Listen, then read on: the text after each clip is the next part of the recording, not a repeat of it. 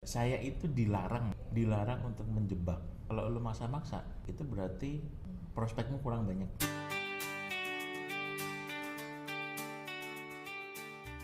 Jadi visi misinya Kalantara Talk itu adalah kita bisa mendapatkan insight atau kita bisa belajar dari siapapun. Hari ini kita pengen belajar dari Mas Panji nih. Nah, yang bikin saya penasaran sama Mas Panji adalah Mas Panji ini backgroundnya psikologi. Belasan tahun bekerja sebagai HR. Kemudian Mas Panji memutuskan untuk switching karir menjadi agen asuransi.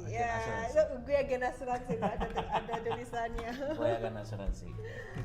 Yang begitu-begitu tuh bikin saya jadi penasaran sih gitu. Kenapa, bagaimana, apa yang menjadi pertimbangan dan sebagainya. Mau dimulai dari mana dulu nih? Berapa lama di HR sebetulnya? Kerja 2008. Bisa dibilang sampai sekarang sih sebenarnya. Cuman memang 2021 merambah di insurance itu jadi agen asuransi. Di HR ya berapa? 17 tahun ya. Luar biasa ya, lama banget tuh 17 tahun. Ini apa yang membuat Mas Panji tertarik ini? Jadi gini, itu aku memang udah punya cita-cita ya bahwa sekarang kerja, nanti menjelang pensiun aku tuh pengen punya usaha sendiri. Bayanganku adalah SR consulting karena kan memang tertarik di SR. Terus aku juga sempat nanya adik kelasku kuliah, itu dia kerja di perusahaan asuransi. Dia bukan agen tapi kerja di perusahaan asuransi dan dia trainer gitu kan. Aku kontak dia, emang kalau agen asuransi itu bisa hidup ya, maksudnya bisa menghidupi dia ya gitu. Bisa-bisa aja gitu. Aku iseng nanya, kira-kira kalau gua jadi agen asuransi perspektif nggak gitu? Ya bisa-bisa aja sih Mas gitu kan, karena dia adik kelasku ya. Bisa-bisa aja kan juga banyak kok yang bisa hidup dari situ gitu. Ya udah cuma ngobrol biasa gitu aja, kayak ada dorongan dalam diri. Gue bosen nih jadi karyawan gitu. Pengen dong, pengen ngeritis bisa nggak sih gitu. Dan itu juga pas momennya adalah aku mencari asuransi untuk anak. Tahun itu 2020 anakku rawat inap di rumah sakit. Alright, thank you. Pesan sponsor. Pesan sponsor ya, kita ngopi di mana? Di Kalantara. Kebalik sedotannya. Baik lagi itu langsung tuh ngebut gua rumah sakit, biasa dong ke bagian pendaftaran. Harus masuk kelas mana nih? Akhirnya di kelas 1 itu dirawat kurang lebih 3 hari. 3 malam sih tepatnya, 3 malam. Hari keempat udah boleh pulang, pas bayar jeng-jeng. Kapok akhirnya mau nyari asuransi tuh aduh siapa ya, apa gua aja ya jadi agen. Aku percaya manfaat asuransi dan waktu itu lagi nyari, tapi di circle gue tuh aku nggak nemu agen yang bisa aku percaya. Jadi apa gua aja ya jadi agen gitu. Akhirnya aku nanya kan asuransi itu ada yang asuransi untuk individu, ada asuransi untuk corporate. Aku kan udah belasan tahun jadi SR. Menurutku kalau misalnya kemudian aku jadi agen asuransi itu juga bisa megang asuransi untuk corporate, kayaknya menarik juga nih karena kan nggak jauh dari bidangku juga kan di SR. Nah kalau gue gabung di yang ini, gue bisa nggak jualan produk yang corporate? Bisa. Wah ya udah makin mantap deh. Mau masuk perlu masuk ke tim mana nih, mental mana, dia kasih pandangan lagi gitu.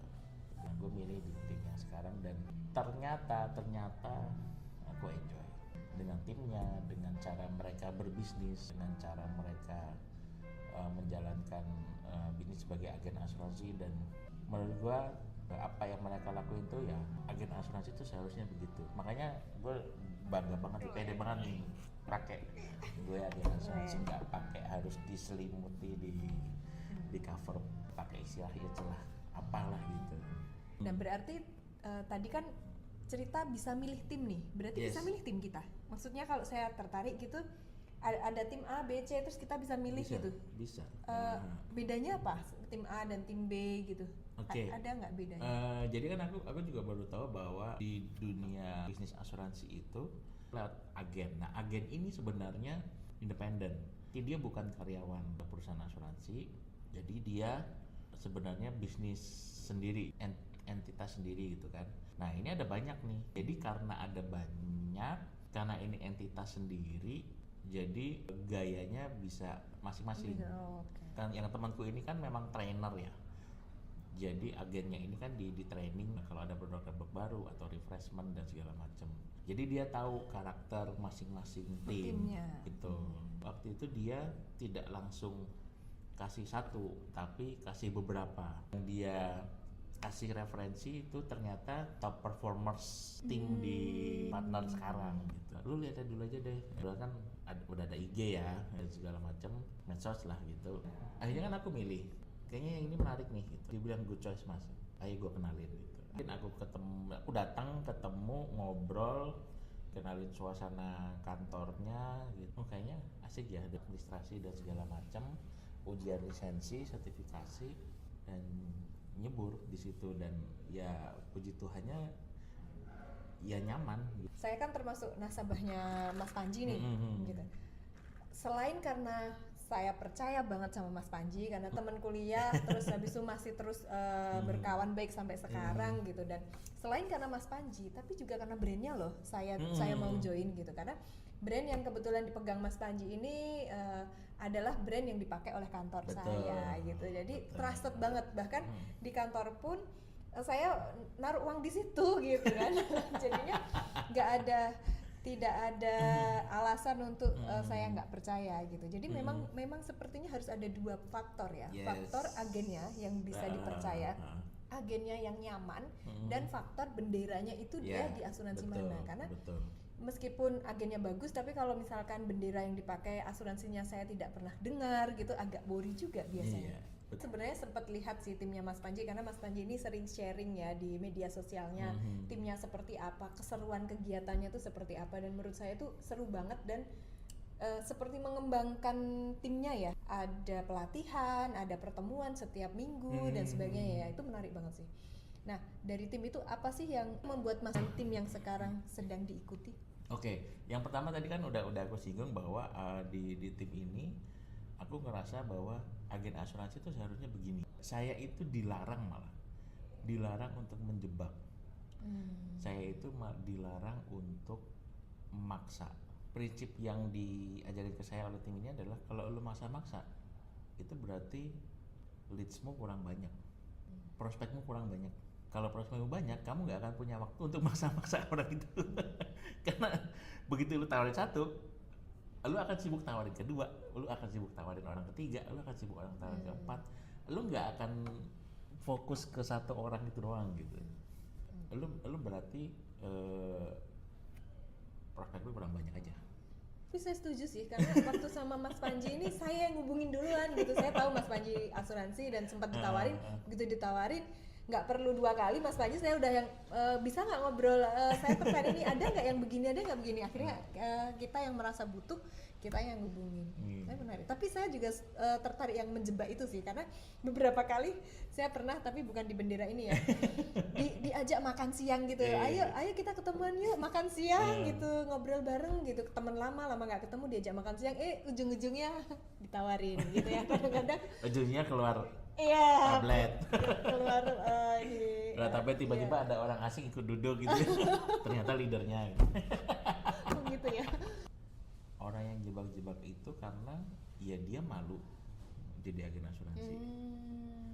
Jadi nggak mau ngaku dari awal, nggak mau memperlihatkan bahwa itu agen asuransi gitu. Jadi ya mungkin malu aja gitu jadi agen asuransi. Gitu. Kalau saya sih karena diajarin begitu dan masuk akal juga, jadi ya gue jadi bangga jadi agen asuransi, nggak ada embel-embel macam-macam ya, gue bangga pakai kaos ini kemana-mana gitu. Jadi boleh dijebak, terus yang kedua nggak boleh memaksa, terus ada apa lagi nih? Bangga, jangan malu. Keren banget sih, keren. Ya kan kalau agen asuransi bilang aja agen asuransi, karena toh apa namanya ya memang agen asuransi kan, bukan. Jadi gini, sempat juga ada yang keren loh, dirimu sekarang mau jadi agen asuransi, kapan ini aja coba ambil sertifikasi financial planner gitu. Jadi kan kamu juga bisa kasih konsultasi soal keuangan dan segala macam. Aku ada berencana sih antara sertifikasi financial planner dan ya ada beberapa rencana yang mungkin aku akan coba nantinya. Tapi memang sih yang membuat saya melek asuransi itu sejak saya menjadi financial planner. Jadi setelah tahu bahwa seberapapun kita merencanakan finansial, tapi kalau tidak ada pengaman, jadi nggak ada jaring pengaman, kalau aku bilang tuh safety net gitu, itu semua yang kita sudah siapkan, entah deposito, entah reksadana, entah apapun, itu akan musnah begitu aja ketika tiba-tiba kepala keluarganya atau breadwinnernya meninggal, atau misalkan tidak bisa bekerja lagi, tiba-tiba stop pemasukan, udah habis gitu. Nah, sementara kalau dengan asuransi yang saya ikuti kan, jika terjadi apa-apa terhadap breadwinnernya, at least keluarganya masih bisa melanjutkan hidup gitu, sampai paling nggak anak-anak lulus dan sebagainya, sampai bisa mandiri. Nah itu. Tapi kalau yang terjadi di saya, paham dulu tentang financial planner, membuat plan dulu, baru pas Mas Panji tahu kalau Mas Panji asuransi, jadinya saya butuh gitu. Jadi saya datang itu karena saya butuh gitu, nggak perlu dikejar-kejar gitu kan ya Mas ya. Karena pentingnya proteksi keuangan, proteksi finansial. Pertama, yang saya tahu ya, agen asuransi itu biasanya dapat passive income. Jadi sekali ada nasabah, kemudian bisa mendapatkan passive income dalam kurun waktu tertentu atau mungkin bisa panjang gitu. Dan yang kedua, semua atau nasabah-nasabah yang sudah kita effort itu bisa diturunkan atau diwariskan untuk mungkin istri atau anak begitu. Itu kan sebenarnya sesuatu yang bernilai ya, justru harusnya bangga gitu menurut saya sih gitu. Maksudnya pekerjaan saya aja nggak bisa diwariskan gitu ya. Gimana tuh Mas Panji? Agen asuransi itu juga bisnis. Jadi agen asuransi itu bukan karyawan, agen asuransi itu bukan pekerja dari perusahaan asuransi. Jadi agen asuransi itu sebenarnya itu adalah bisnis.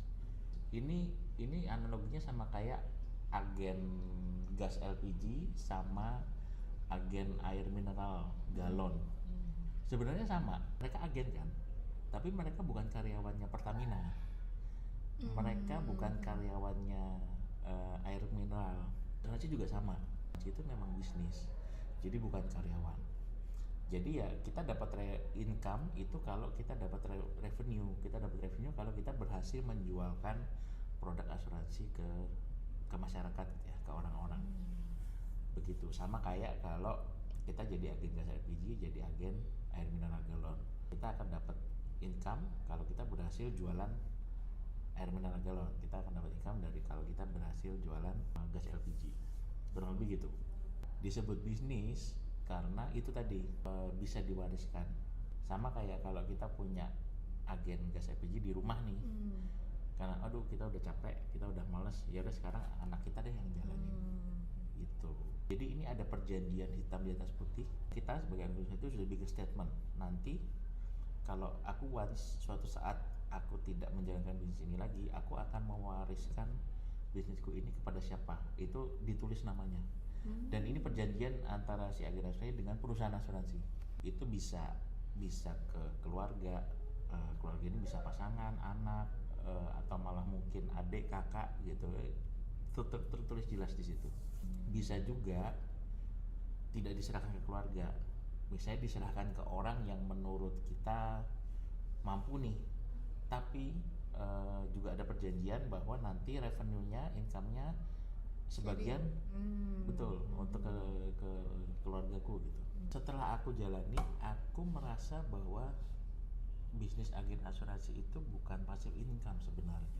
Karena kita tetap harus beraktivitas, kita tetap harus kerja, kita tetap harus ngontrol, kita tetap harus ngajarin, kita tetap harus melakukan hubungan baik gitu.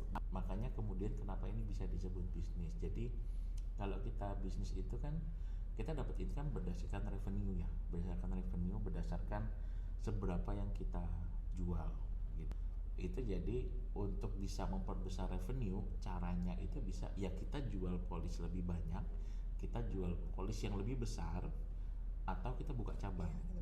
Buka cabangnya itu ya akhirnya dengan merekrut orang begitu. Jadi makanya this is business gitu, agensi itu bisnis. Nah kalau kita buka cabang dengan kita merekrut orang, itu kan artinya kita bertanggung jawab agar si cabang yang kita buka itu harus memiliki kualitas yang sama dengan pusatnya. Gitu kan. Jadi kita harus ngajarin mereka resepnya, kita harus ngajarin mereka prosedurnya, kita harus ngajarin mereka anything, semuanya gitu. Kita buka cabang, kita ngajak orang, ya kita kan ngajarin. Ya kita udah ngajarin, kita nemenin, dampingin dia biar punya standar yang sama, biar bisa mencapai level sukses yang sama. Ya wajar dong kalau kemudian gue juga dapat bagiannya, karena ya itu cabang gue, and you can do the same juga gitu. Kamu juga bisa kamu juga bisa buka cabang loh gitu. Dan ketika kamu buka cabang, kamu juga harus melakukan hal yang sama, ngajarin, dampingin, nemenin, and kamu bisa dapat share juga dari situ. Ini mungkin kamu nggak percaya, tapi dari awal sampai hari ini saya itu nggak pernah ditarget, tapi gue selalu ditanya, target lu apa? Oh, semacam kayak coaching dia. Jadi motivasi internalnya apa gitu ya? Target lu apa? Mentor gue pernah ngomong gini, this is your business. Seharusnya lu yang bikin target, bukan gue. Tugas gue adalah memastikan lu tetap on track untuk mencapai target yang lu ciptakan sendiri. Gitu. Dan ternyata nggak semua tim agen, nggak semua tim begitu. Jadi makanya kemudian gue bisa paham kalau misalnya banyak orang yang takut untuk jadi agen asuransi karena enggak, nanti gue nggak bisa jualan, gue nggak suka ditarget. Maka sampai hari ini gue nggak pernah ditarget gitu. Jadi kalau misalnya saya slow, mentor gue nggak akan mau repot-repot selalu ngeret ya, ngingetin iya. Jadi kalau gue slow, dia cuma ngingetin 1, ngingetin 2, udah. Kalau gue tetap slow, udah dia nggak akan ambil pusing. Tapi kalau gue mau ngegas, dia akan support habis-habisan. Menarik sih. Jadi akan selalu merasa ditemenin ya. Kayak you'll never walk alone. Jadi mungkin yang saya tangkap tadi ada sesi semacam kayak coaching, mentoring, jadi targetnya apa, lalu disupport gitu ya. Terus yang kedua juga selalu ditemani, tidak dilepas sendirian, kebingungan gitu kan. Dan ada training-training dan pembekalan yang saya sering lihat tuh di story-nya Mas Panji. Ada training ini, terus minggu depannya ada training itu, udah menarik banget tuh loh, kayak pemberdayaan diri atau pengayaan diri itu terhadap ilmu tuh kayak banyak banget gitu ya. Kalau dibilang pengembangan diri apa yang paling baik, ya sebenarnya semua sama. Nah, cuman yang bikin aku kemudian tetap stay di sini karena I believe in the business. Aku ngerasa nggak sendirian. Nah, ternyata aku juga baru tahu nih bahwa ketika kita switch dari karyawan untuk kemudian switch ke kehidupan entrepreneur atau bisnis, itu ternyata beda banget. Wah, ternyata jalannya beda, caranya beda banget gitu. Dan kesepian gitu, sendirian. Nah, ternyata punya mentor, punya komunitas itu tuh sangat membantu untuk beradaptasi di kolam yang berbeda. Karena cara mainnya beda kan. Oke. Ini kalau misalkan ada rekan yang setelah pensiun gitu lalu tertarik bisnis asuransi itu 50 tahun ke atas, memulai ini dari awal begitu. Segala usia bisa sih. Minimal punya KTP. 17 tahun ya. Karena untuk daftar lisensi partnership dengan perusahaan asuransi ya harus punya KTP itu sih. Kalau mau mulai dari muda itu bisa memungkinkan sekali ya. Paling senior ketika memulai itu yang saya tahu di atas 50. Ada juga ya? Ada. Ini kalau ini saya sebut aja brandnya ya, karena ini akan related. Saya kan berpartner dengan Manulife. Jadi kalau di industri agen asuransi itu banyak yang bilang Manulife itu agen-agennya Manula. Oh. Agennya banyak yang senior, banyak yang tua Manula gitu. Tapi sekarang ini banyak juga yang muda-muda akhirnya. Kenapa disebut Manula? Karena banyak yang memang memulainya sejak tahun 80-an. Manulife itu kan brand dari Kanada dari tahun 1800 saya lupa 1878 atau 1880-an gitu ya. Masuk di Indonesia 1985. Banyak agen-agennya yang ya sejak tahun 86, 87. Yang di tim saya yang paling muda itu kemarin baru wisuda S1, berarti kira-kira usia berapa tuh ya? 23 ya. Nah, di tim saya juga yang mulai ketika usia pensiun itu juga ada 52, 53 ada, umur 56 itu juga ada. Kalau mau mulai sih ya bisa dari umur berapa aja sih ya menurut gue. Cuman memang mungkin di setiap stage usia mungkin akan bisa beda-beda ininya, pathway-nya atau mungkin struggle-nya gitu. Nah, tadi kan sempat disinggung ya bedanya menjadi karyawan dan menjadi pebisnis. Okay. Nah mungkin paling beda tuh apa yang mungkin bisa dipersiapkan nih, siapa tahu ada teman-teman yang kayak Mas Panji ya sudah bosan jadi karyawan gitu kan, pengen bisnis nih, dan bisnisnya salah satunya mau terjun ke asuransi nih. Biar siap-siap dulu nih ya sebelum lari gitu kan. Bedanya tuh apa yang bikin kaget dan oke, ini challenge banget nih ternyata perbedaan ini. Bedanya adalah kalau kamu jadi karyawan ada yang maksa. Oh. Kalau kamu jadi pebisnis nggak ada yang maksa. Self motivated ya. Sederhana deh. Rutinitas karyawan itu kan kita harus masuk jam 8. Ya mungkin nggak semua, tapi kebanyakan pasti jam 8 tuh harus sudah mulai kerja. Kalau enggak ada yang gajinya dipotong lah. Saya pernah kerja di perusahaan yang kalau terlambat 15 menit dipotong 200.000. Sedih. Ketika kita jadi pebisnis nggak ada yang maksa. Bedanya adalah kalau lu nggak kerja, lu nggak dapat income. Ternyata itu tuh sangat sangat berpengaruh dan bikin saya kaget awalnya. Udah belasan tahun terbiasa jam 7, jam setengah 8 itu harus sudah di kantor biar nggak dipotong gaji atau nggak dianggap terlambat, mempengaruhi appraisal gitu ya. Tapi ketika kemudian switch jadi pebisnis, bangun jam 9 tuh nggak ada yang larang. Bangun jam 10 juga nggak ada yang peduli. Ya, paling dimarahin istri. Nah, efeknya adalah ketika tanggal 25, kok rekening kosong? Oh iya, kemarin tiap hari gue bangun jam 10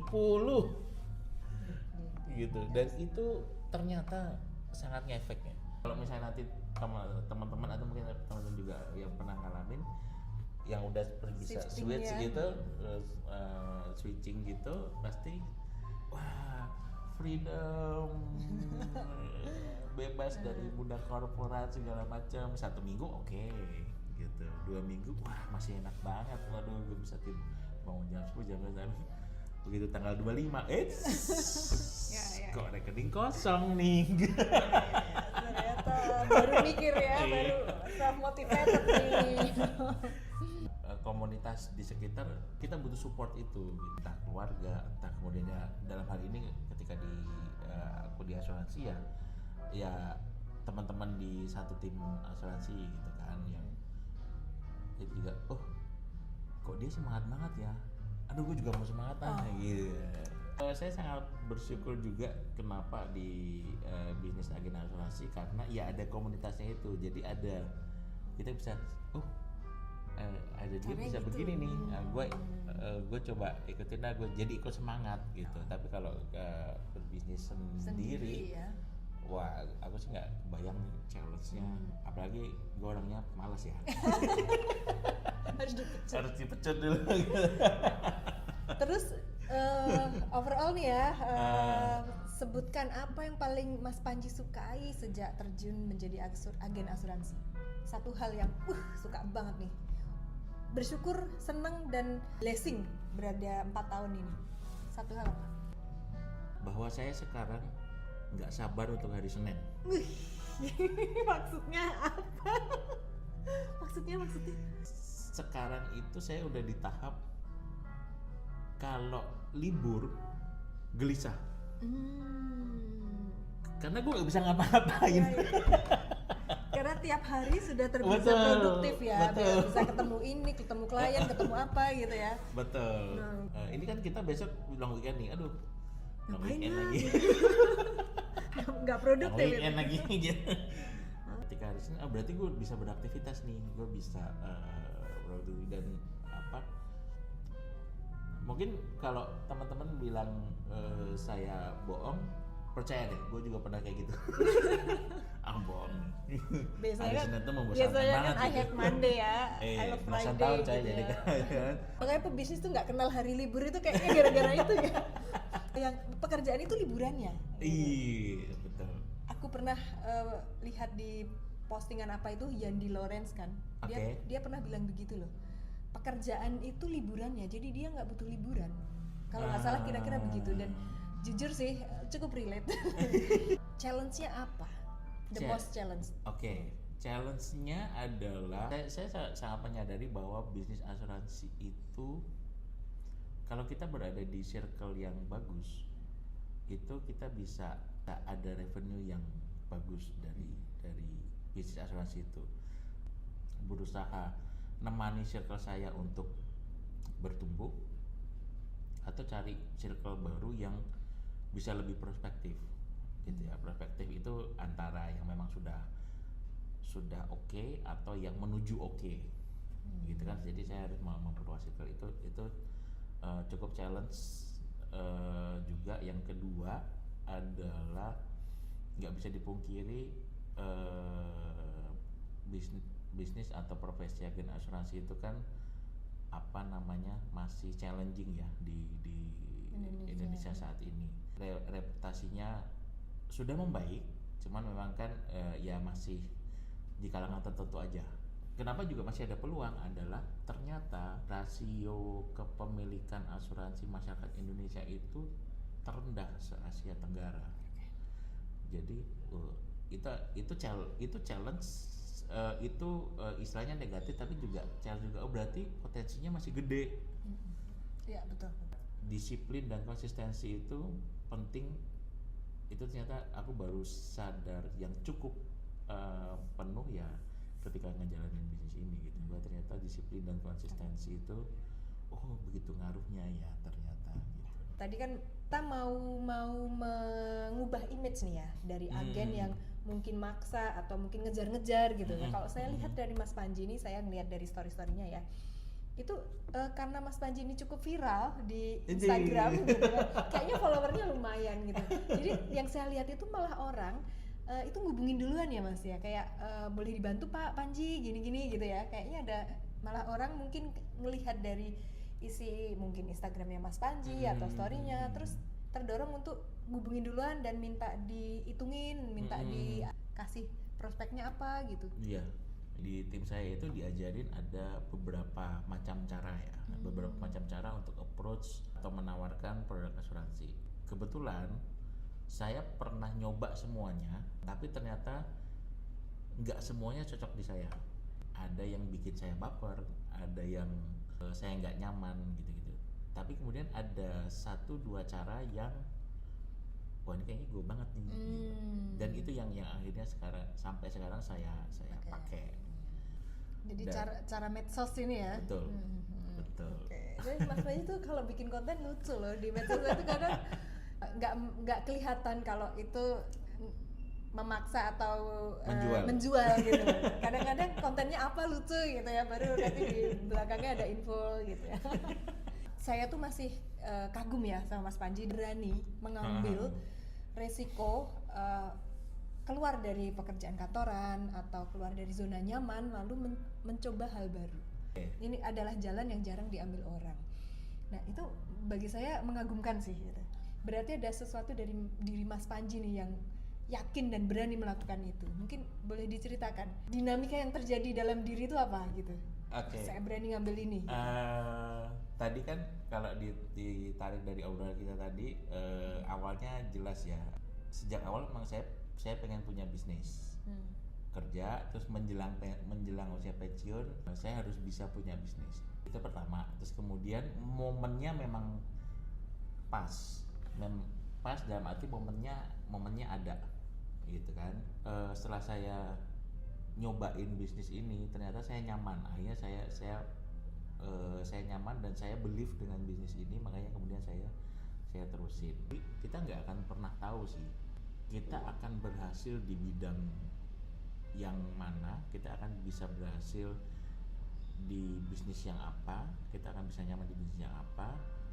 Ya yang penting sih kita berani untuk nyoba dulu sih. Kalimat ini mungkin klise tapi ternyata ini sangat apa ya? Ya memang begitu gitu. Coba aja dulu. Bisnis asuransi ini bukan bisnis pertama yang pernah saya coba. Gitu. Apakah gagal? Iya gagal karena saya akhirnya nggak meneruskan itu. Cuman kan kemudian saya belajar, oh ketika itu saya begini. Kalau kita nggak pernah nyoba, ya kita cuma punya satu kemungkinan, kita nggak akan pernah berhasil. Ya nggak pernah nyoba. Tapi kalau kita nyoba aja dulu, kita jadi punya dua kemungkinan nih. Kita akan berhasil atau kita akan belajar. Good for today. Jadi pemirsa, teman-teman semua ya. Jadi kalau kita nyoba aja dulu gitu ya, setidaknya dengan nyoba seperti Mas Panji bilang ya, ada dua kemungkinan berhasil atau belajar. Iya. Keren banget Mas Panji. Luar biasa Mas Panji. Thank you banget ya atas pertemuan pada sore hari ini. Saya banyak belajar dari cerita Mas Panji, dari semangat Mas Panji, dari self motivatednya Mas Panji ya, yang tadinya tadi merasa diri pemalas, ternyata nggak malas juga ya. Karena kalau malas tanggal 25, itu langsung nih. Jadi sekarang yang maksa adalah tanggal 25 rekening harus terisi. Kalau asuransi tanggal 25 dapat transferan atau dapat enggak sih? Enggak ya. Dua kali sih. Tanggal berapa menang? Ya, thank you banget Angel, Panji, Mas Thank Panji, you. makasih banget. Semangat masih Thank you, ada Mbak Sita. visi misi yang mau diraih, self motivated. Keren. Semoga tahun-tahun ke depan Mas Panji semakin jaya bisnisnya, semakin maju. Amin. Teman-teman follow ya, follow Mas Panji di Panji Hutomo, @Panji Hutomo, PANDJI. Ya ini memang nama aku agak-agak vintage ya gitu. Oh, gitu. Kan Manu lain. Jadi Panji PANDJI Hutomo. Ya, oke. See you in the next video. See you in the next video. Dadah.